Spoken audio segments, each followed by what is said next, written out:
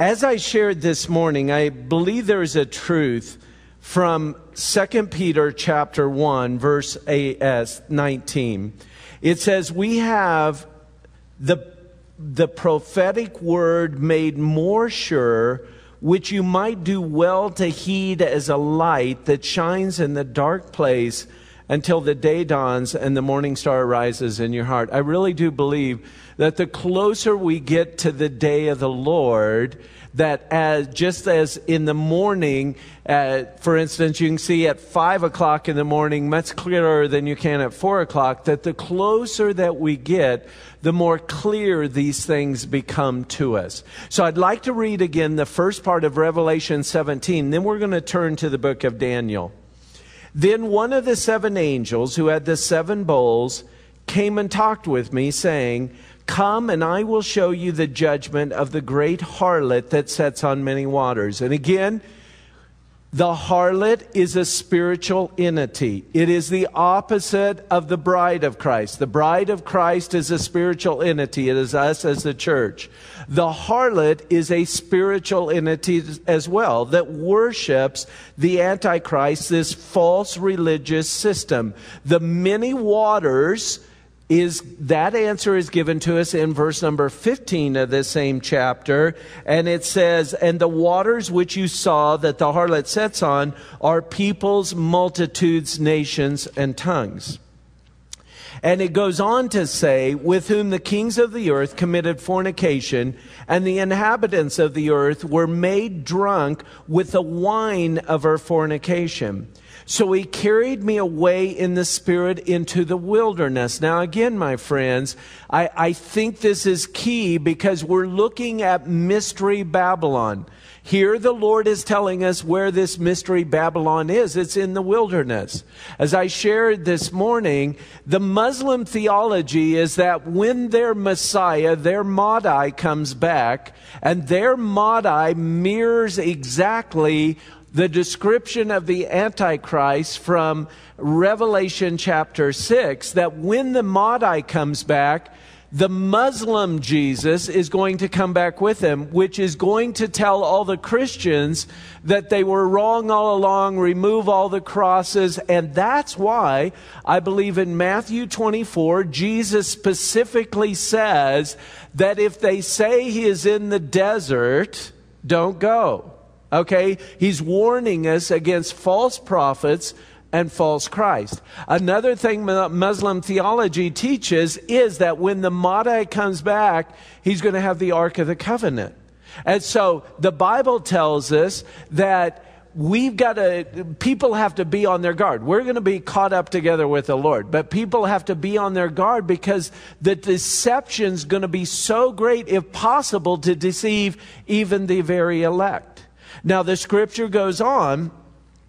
"So he carried me away by the Spirit into the wilderness, and I saw a woman sitting on a scarlet beast, which was full of names of blasphemy, having 7 heads and 10 horns. These are the things that I want to concentrate on this evening, are the 7 heads, the 10 horns. The woman was arrayed in purple and scarlet, adorned with gold and precious stones and pearls, and having in her hand a golden cup full of the abominations and the filthiness of her fornication. And on her forehead a name was written, Mystery, Babylon the Great, the mother of harlots." And again, in Middle Eastern terms, when it says mother, it's the greatest of all harlots. And the very creed of Islam is there is no God but Allah, and Muhammad is his prophet. And in that, they will cry out, for instance, when they do a terrorist act, Allahu Akbar. Allah is greatest. Now, what's interesting about that, and this is where, again, I want to spend a little bit more time running through this.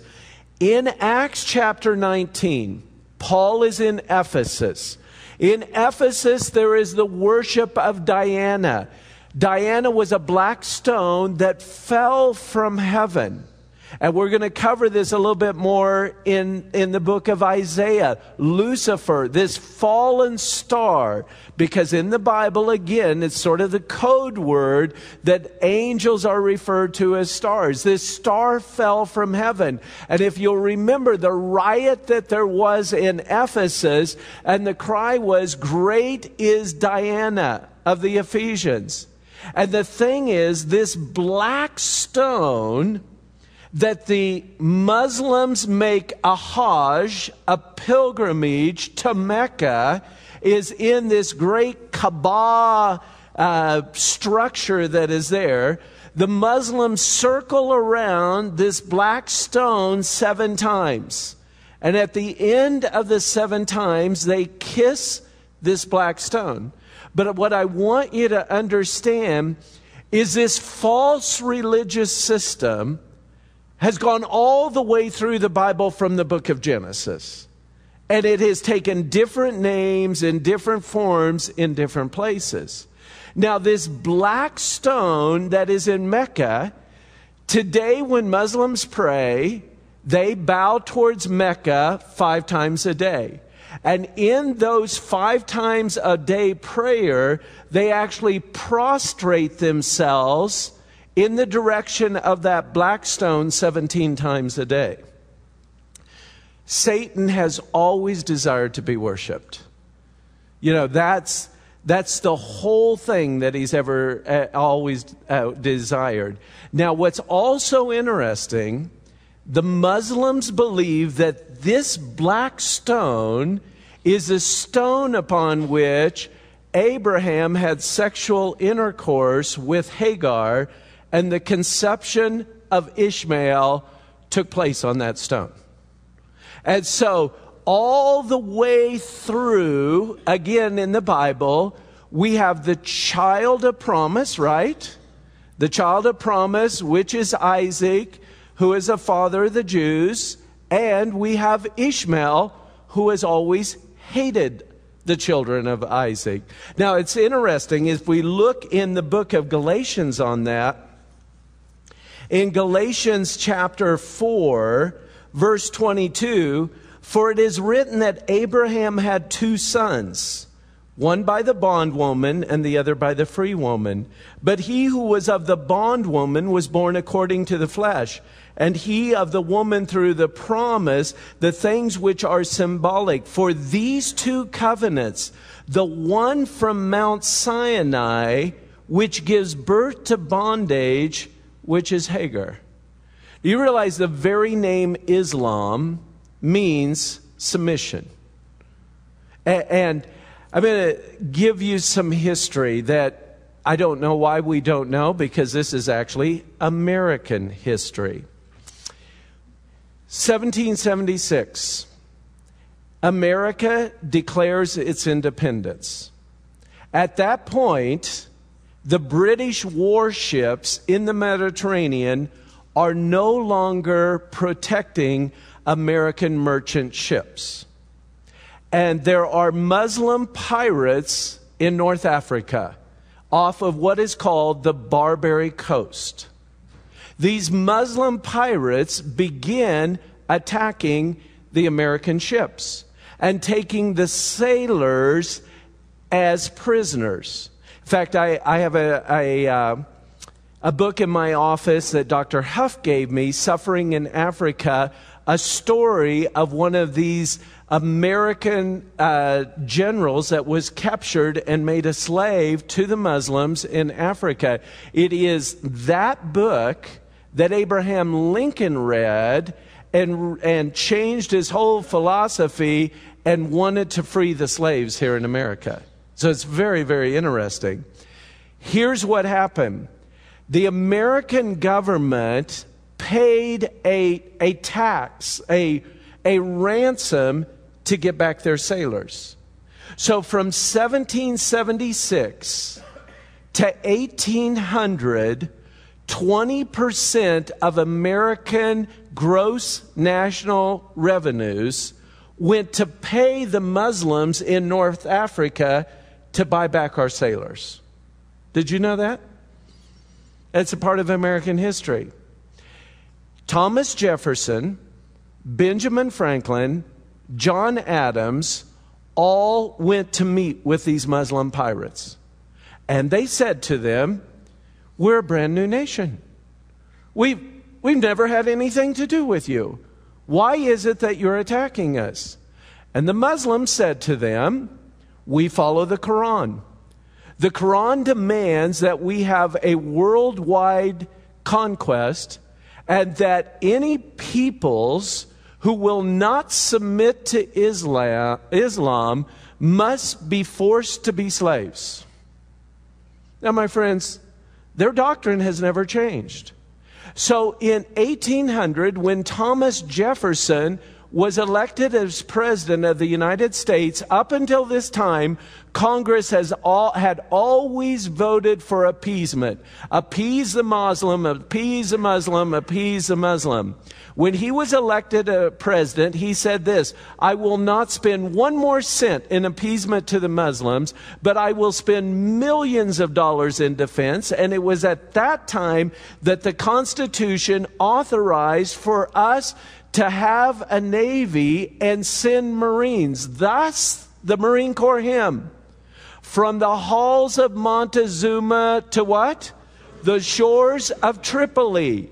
He sent the USS Constitution and a number of other warships to the Mediterranean to fight the barbary Muslims in North Africa.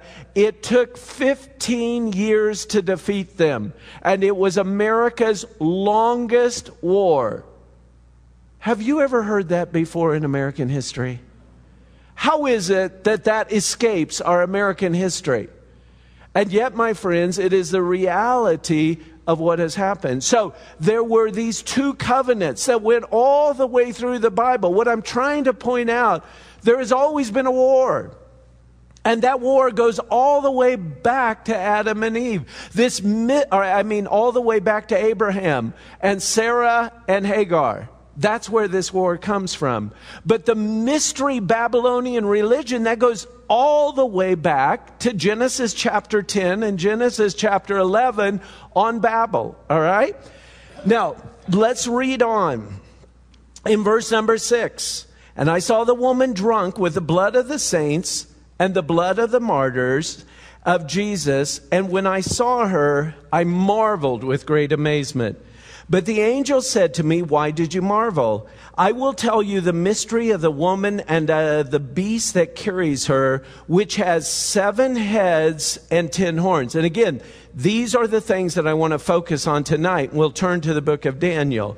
The beast that you saw was, and is not, will ascend out of the bottomless pit and will go to perdition. And those who dwell on the earth will marvel, whose names are not written in the book of life, for in the foundation of the world, when they see the beast that was and is not and yet is.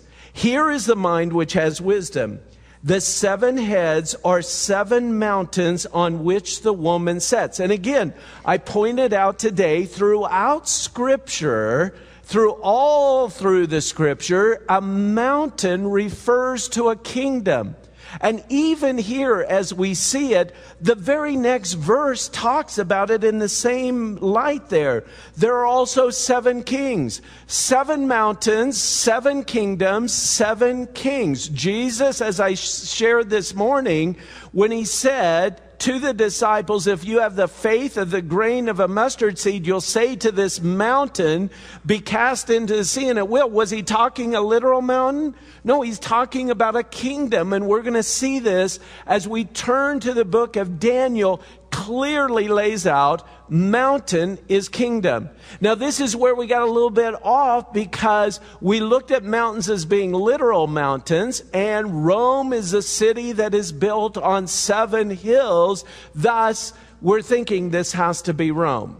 Now the scripture goes on to say, there are also 7 kings. 5 have fallen, 1 is, the other has not yet come, and when he comes, he must continue for a short time.